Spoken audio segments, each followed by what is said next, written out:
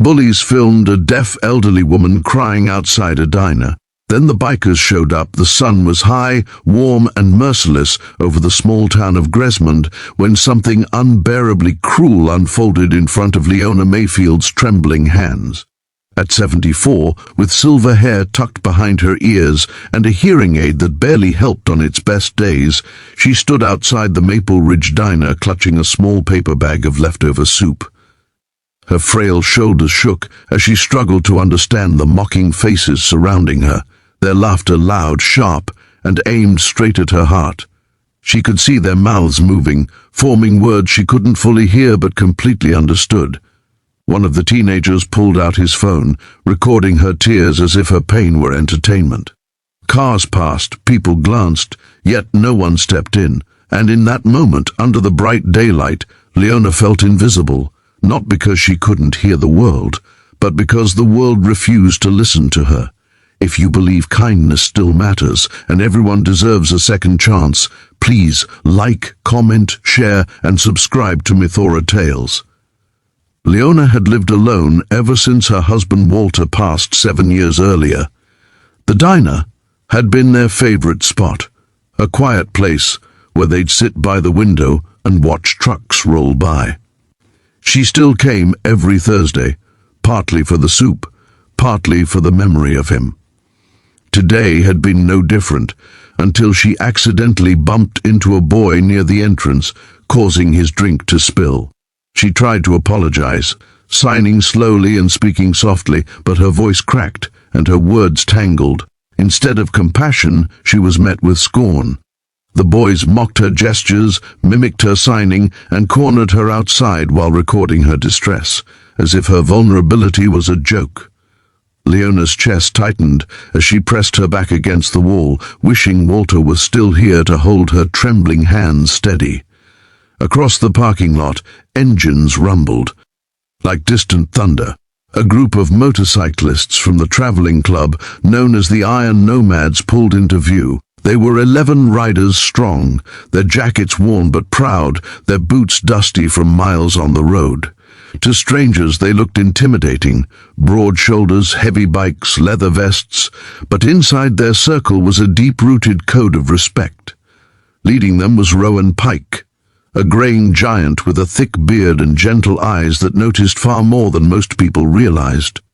The moment Rowan stepped off his bike, his gaze locked onto the uncomfortable scene unfolding in front of the diner.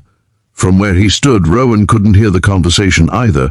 The distance was too far, but he understood the posture of cruelty instantly. The teenagers were circling Leona like vultures. Their laughter echoed faintly. One boy held his phone high, recording her as if it were something to brag about. And Leona?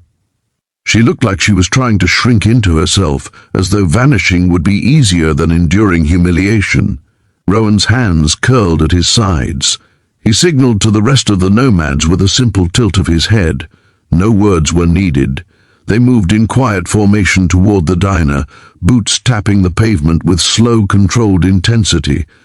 The teenagers didn't notice them at first, too busy reveling in their cruelty, but when the long shadow of Rowan's frame fell over them, their laughter stuttered, then evaporated entirely.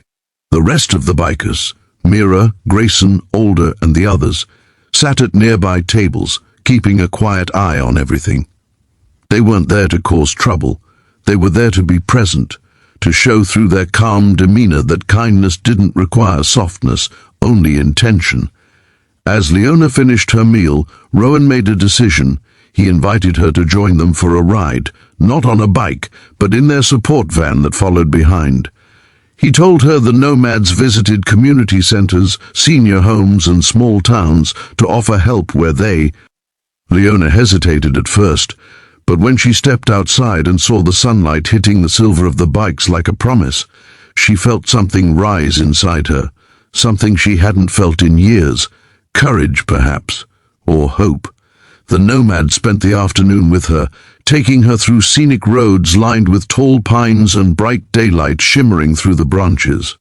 Leona watched the world pass with fresh eyes, feeling safe, seen, and valued. The ride wasn't long, but it was long enough to heal pieces of her heart she thought were gone forever. Later that evening, Rowan returned her home and made sure she had everything she needed. Before leaving, he gave her a small patch from their club, stitched with the words, "You are not alone."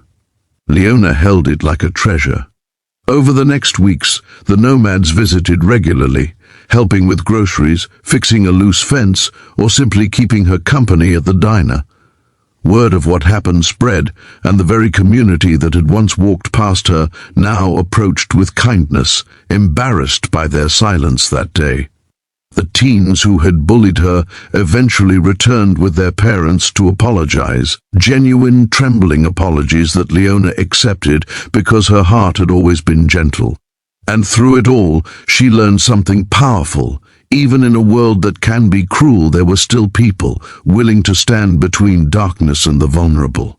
If this story touched your heart, please like, comment, and share the video. Your engagement helps Mythora Tales reach more people who need stories of hope and humanity. Special request, please comment a heart emoji to show support for kindness everywhere. The elderly woman who once cried alone outside a diner now walked with quiet confidence, knowing that sometimes, when the world turns cold, unexpected angels ride in on two wheels under the bright